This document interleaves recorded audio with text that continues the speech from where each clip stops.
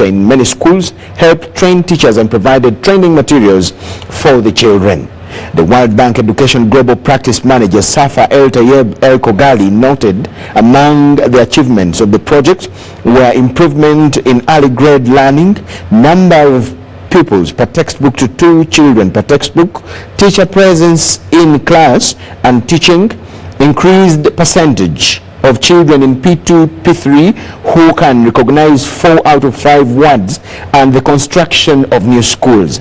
The meeting also discussed how best the World Bank and the Education Ministry can move together to accelerate the implementation progress of the Uganda Skills Development Project in order to achieve the desired results. Mrs. Museveni assured the World Bank officials that everything possible will be done to ensure that the Uganda Skills Development Project and the Uganda Secondary Education Expansion Project are up and running by the beginning of next year. The country manager, World Bank Uganda, Anthony Thompson, pointed out the importance of additional financing by the government to the educational sector to boost global financing going to education. Parliament has rejected the Makerere University report on alleged sexual harassment of students by security personnel. The report presented by the investigating committee chaired by Jacob Oplot was rejected by majority of the members who faulted the report for being shallow. The select committee was instituted to investigate irregularities by MOOC security following a strike that lasted for a week. Speaker of Parliament Rebecca Kadaga has tasked the committee to go back on ground and present facts about what exactly happened at the university. The committee agrees with the proposal that government meets the medical bills of all students who were assaulted by the security operatives at the university. Issue number 8, government compensates students who lost their property during the chaotic incidents occasioned by military presence at the university. The report seems to be half-baked. Madam Speaker, I would like to beg that we give more time to this committee to go back and sit with the students. Right, Honorable Speaker, my argument is this committee has potential people that can do the work we wish them to do. We need to maybe say that they need 1 or 2 weeks to go and do what they need to do. The problem could have been even on methodology.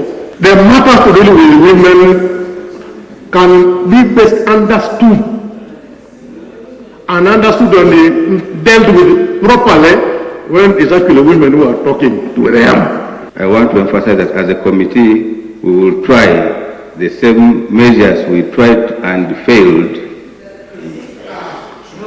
try them differently. And when we come to you for support, kindly receive us. But at the end of the day, let members be ready to receive and deal with what we shall have found, not what they want us to find.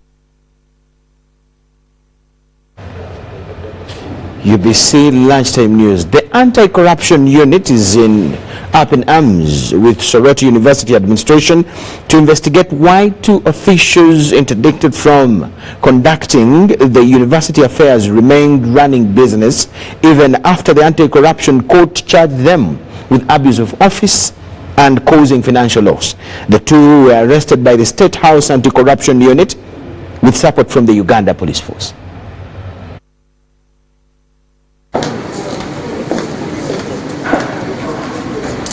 State House Anti-Corruption Unit has arrested 2 officials, both employees of Soroti University. These were arrested while attending a meeting at the Audit House on behalf of the university and Auditor General here in Kampala. The 2 are Odongo James, an internal auditor aged 41, and Omoding Samuel aged 49, the acting university secretary, both residents in Soroti district. Odongo and Omoding, on the 25th of October this year, were produced and charged before the Anti-Corruption Court in Kampala over abuse of office and causing financial loss. Arising out of the whistleblower keeping the State House, yes, about misappropriation of 5.3 billion shillings. The two were interdicted but continued to run university affairs. To this effect, the University Council now might have a case to answer to help in the investigation of circumstances where the two continued running university affairs contrary to the court instruction. They were handed to police as more investigations continue. Similar scenarios have been noted over time where officials at the Equal Opportunities Commission, Gaming and Lottery Board continued running official affairs after being interdicted. Ivan Kahwa, UBC News in Kampala. A two-day Luwero District Local Government Education Conference ended Wednesday evening at Katikamu SDA Secondary School in Luwero District. Participants at the conference that dwelled on devising ways to improve education standards in the district recommended that both teachers and learners must be fed at school in order to stop cheating the education clock. Kasangura Job, a teacher at St. Chizito Kasala Boys Primary School, and Samalina Mukasa, chairperson of female head teachers in Luwero District, said that long distances to schools and the lack of interest by most parents have led to poor grades in schools. So our parents fail to take their responsibilities. They fail to follow up the people's performance, and even at the end of the term, if you call them to pick the reports so that they assess and analyze the people's performance, most of our parents left the reports at home. You find that moving every day, going to school every day affects our performance. Sometimes we reach when we're tired, so sometimes it rains, so it becomes hard in allowing us to perform our duties. Florence Bossa, Luwero District Education Officer, highlighted the objectives of the conference. The key objective for organizing this conference was to bring stakeholders together to find practical solutions to the challenges that affect quality education in Luwero District. Assistant Commissioner for Primary Education in the Ministry of Education and Sports, Dr. Tony Mukasalusambu, says education sector stakeholders must fight poverty and carry out sensitization on the roles of teachers, parents and foundation bodies. Must wake up and embrace their roles. There are quite a number of roles in education which each stakeholder has to embrace, and in fact he gave me. Dr. Lusambu also revealed that with effective from 2020, all primary schools from P4 to P7 will be obliged to teach Swahili language to learners. Luwero District Chairman Ronald Ndaula, who was part of the participants here, reiterated the need for all education sector stakeholders to have common goals and means on how to implement. These students are not attended to by absent teachers. It means it has a ripple effect. At the end of the day, you find half-baked health workers, half-baked administrators, because these people were not given time by their teachers. The education sector has of late been given negative publicity resulting from immoral behavior exhibited by some educationists. However, leaders at different levels have vowed to fight it head on.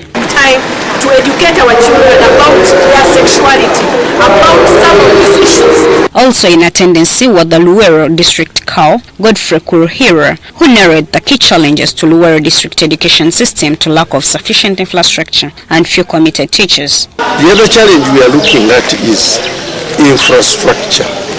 We have fewer classrooms than the population we enroll.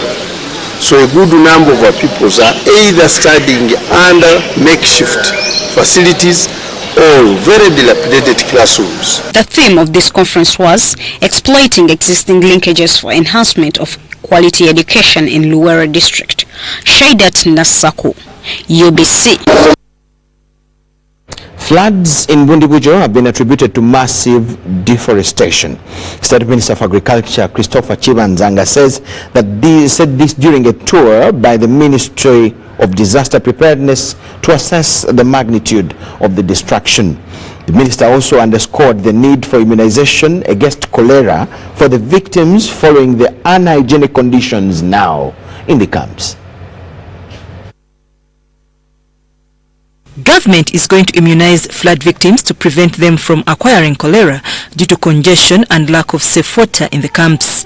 State Minister for Disaster and Preparedness, Musa Echeru, is in Bundibujo District to assess the magnitude of floods and the effect of landslides in the region.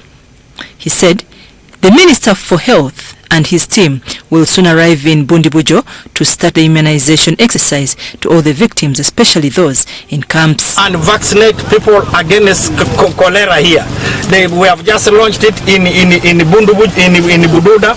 So we want to launch it also here, vaccination against cholera, because the water points are contaminated. So Minister Ichweru called on those who were left homeless to come to the camps for easy management. The people who were recovered and buried, we are going to send 500,000 for the families of those people to just enable, it is Mabugo, to enable them with the cost of burying, the expenses of burying their dear ones.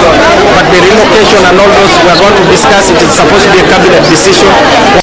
He said government is working hard to ensure that the victims are supported with food and safe water with the help of the Uganda Police and other development partners. More support is even on the way. They told me the water was not enough. I can also tell you the police are reinforcing the local government. Water bowsers are coming from Fort Portal to make sure that the people who are relocated can have water for shelter, for showering, and they can have clean water for drinking. Speaking of the magnitude of the destruction, the State Minister for Agriculture, who also doubles as the area MP for Bugendera County, Honorable Christopher Chibazanga, said people have cut down trees that hold the soils, causing soil erosion, hence flooding. To make sure that we take them to areas where they will find relief. It's for their own good. It's not a question of resistance. It's for your own life. There's no way how you can be in risk areas when it is still raining and the stones are rolling from the mountain. However, the locals appeal to government to stop people from cutting trees from the forests. We are catered for at this camp, and we are given everything. We can still be catered for, and we shall actually register that one as saving life to us. But we call upon the government to also look at us, because we are people who also pay tax.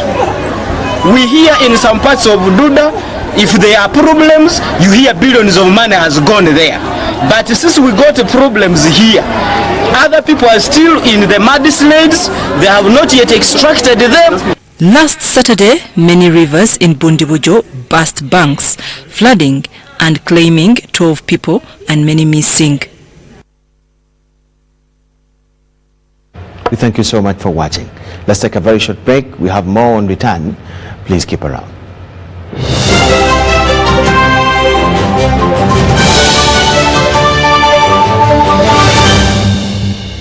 Introducing Airtel Broadband. Enjoy high-quality home video streaming and seamless connectivity. You can also connect up to 32 people for your business at only 280,000 shillings with 51 GB free, valid for a month. And installation at no charge. Use Airtel Money today to buy any of our customized broadband bundles. For product inquiries, give us a call on 1004 Airtel and 0800 327327. Accessible from all other networks. Dial star 185 hash and activate today. Airtel, the smartphone network. Hello, Uganda! We introduce to you the first and ever My Right to Play Christmas Kids Festival 2019. Let the kids feel the Christmas Eve on the 21st of December at the Legend Sports Ground in Lugogo. Entrance is 10,000 shillings only and parents free. Bring your child and have an opportunity to play, sing, dance and discover their talents. Mujje tuyingira amazaalibwa nga bato basanyusa bato bannaabwe. Mulete abaana bammwe banyumirwe, banywe, bazanye. Kino kigenda kubeera kijjabe. Proudly sponsored by Legend Sports Ground, UBC TV, Star TV, U24 TV, Star FM, Magic 100 FM, UBC Butebo, Marketing, UMC Victoria Hospital and Ideas Workshop. Bw'oba oyagala omwana wo okuyimba kuba ku ssimu eno.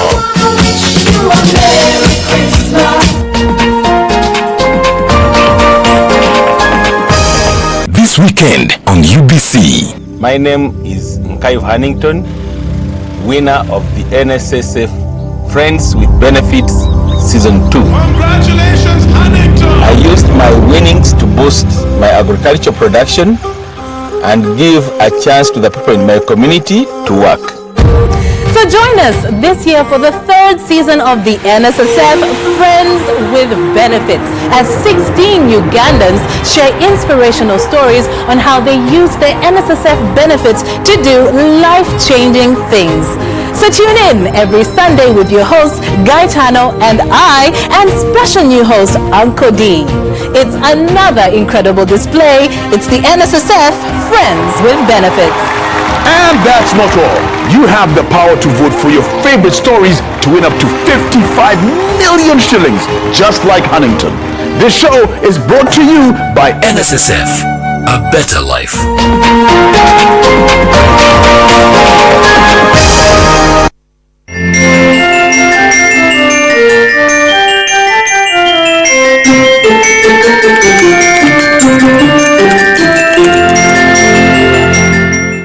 Introducing Airtel Broadband. Enjoy high-quality home video streaming and seamless connectivity. You can also connect up to 32 people for your business at only 280,000 shillings with 51 GB free, valid for a month. And installation at no charge. Use Airtel Money today to buy any of our customized broadband bundles. For product inquiries, give us a call on 100 for Airtel and 0800 327327. Accessible from all other networks. Dial *185# and activate today.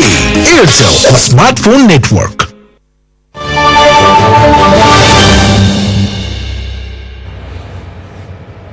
Thank you so much for watching. Welcome back from the break, and now business news this afternoon.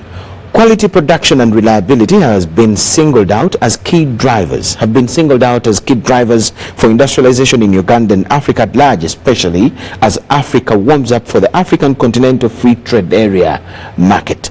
This was emphasized by the State Minister for Trade, Michael Werike, while officiating at this year's commemoration of Africa Industrialization Day. It is believed that this year alone, President Yoweri Kaguta Museveni, on behalf of government, has commissioned over 60 factories within different parts of the country. This has been welcomed, and many believe it will help in closing up the unemployment gap, especially to the youth. I'm not interested in taxes of factory owners, direct taxes. I'm not interested. Direct taxes. That's why we give you tax holiday of 10 years. However, there are many reasons to worry, ranging from sustainability, quality, and reliability. As Uganda joins the rest of Africa in commemorating Africa Industrialization Day, experts warn that if quality is surpassed by quantity, then Uganda's industrial sector is likely to fall back. We cannot have production unless people have the necessary technology or equipment and the skills to handle that technology and turn the technology and the skills into finished products. Early this year, African leaders, through African Union, launched a Continental Free Trade Zone expected to kick off early next year. With a market of over 1.3 billion people, Uganda's industrial sector has been implored to take up this opportunity. This business of churning out theoretical professionals doesn't help. Indeed, as you saw from the professor, you get someone is an engineer, yes, but is a paper qualified engineer. Werike made the remarks while officiating at this year's commemoration of Africa Industrialization Day held in Kampala, where he represented the Minister for Trade, Industries and Cooperatives, Amelia Chambade. Africa is the continent with the largest arable land, about 874 million hectares. However, Africa is the continent with the lowest level of development. 35 of the world's poorest countries are in Africa. The event was held under the theme, Positioning African Industry to Supply the Continental Free Trade. So, keynote to understand that industrialization for Africa is important because we look towards solving unemployment. The youth are the most affected in this. I'm Robert Onyango for UBC News, Kampala. Government through Uganda Development Company Limited is in final stages to import 980 Ashok Leyland buses in a bid to decongest Kampala and the surrounding towns. Ashok Leyland, an Indian company, is also expected to assemble the buses in Uganda as well as build capacity of local automotives such as Kira Motors. Due to traffic jam in Kampala, Uganda's economy loses shillings 2.8 trillion every year, according to estimates from experts. Creating a mass bus transport was identified as part of the solution to decongest Greater Kampala. The impending importation of 980 buses called Tondeka Metro from India is seen as the lasting solution to solve the traffic challenge in the city. It's a way of doing a number of things. One, to stop the congestion on the roads. They can afford to move conveniently and affordably. The buses, according to Tondeka Metro bus services, are expected to operate on major roads from Kampala to Mukono, Entebbe, Nsanje, Buloba, Chengera, Matuga, Wachiso, Gaba, Ntinda, Northern Bypass, Munyonyo, among others. For one to use the bus transport, he or she will have to pay a monthly subscription that covers their monthly travels around the city. This is a cashless means of transport that is targeted not only to reduce congestion but also reduce on transport expenditure. We are going to have route marshals. We are going to ensure that there is one thing that we want to guarantee: affordability, but also speed and also reliability in terms of availability. So we're going to make sure that the buses are available and accessible to all, including the disabled. Most important to note is that buses are to be got on loans which will be facilitated in 3 years period with the proceeds from transport fares. Several stakeholders have been brought on board, some of whom include those already in the transport sector. The project comes into being, it will have been kind of sold to everyone. I told you, the investors are many in this project, including the taxi operators and the taxi owners. It should be noted that several similar interventions have been tried by government to end the congestion in the city. The 980 buses are expected to be on the road in 9 months' time. Susan Naonga reporting for UBC TV.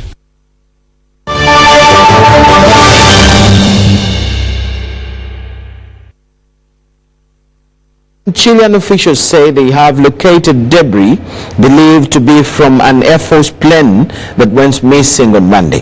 They said that the wreckage was found floating 30 kilometers from where the C-130 Hercules cargo plane with 38 people on board last made contact. The wreckage was spotted in a body of water known as the Drake Passage. The plane was en route from Chile's southern city of Punta Arenas to the country's President Eduardo Frei Montalva base in the Atlantic Ocean. The located debris could be part of the remainings of the sponges of the internal fuel tanks, Air Force Commander Eduardo Mosquera told reporters on Wednesday. Mosquera said that the Air Force would carry out corresponding checks to determine whether the wreckage was from the missing plane. A massive air and sea search was launched soon after the plane went missing.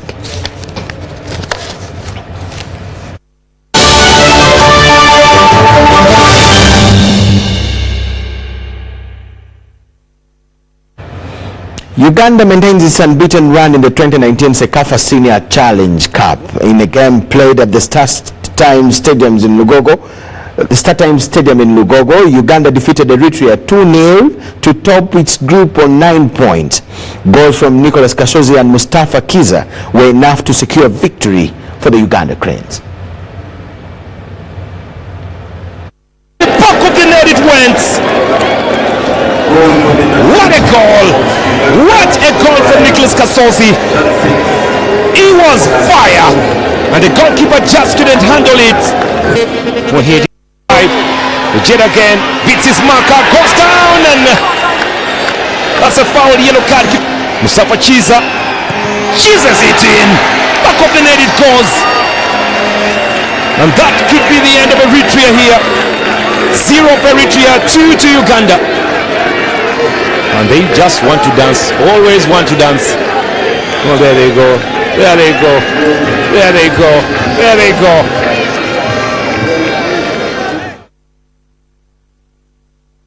Yes, we congratulate the Cranes on keeping the unbeaten record in the whole tournament, and of course we wish them the best. My name is Michael Jordan Lukuma. That is all we had for you this afternoon. Enjoy the rest of the day. Bye-bye.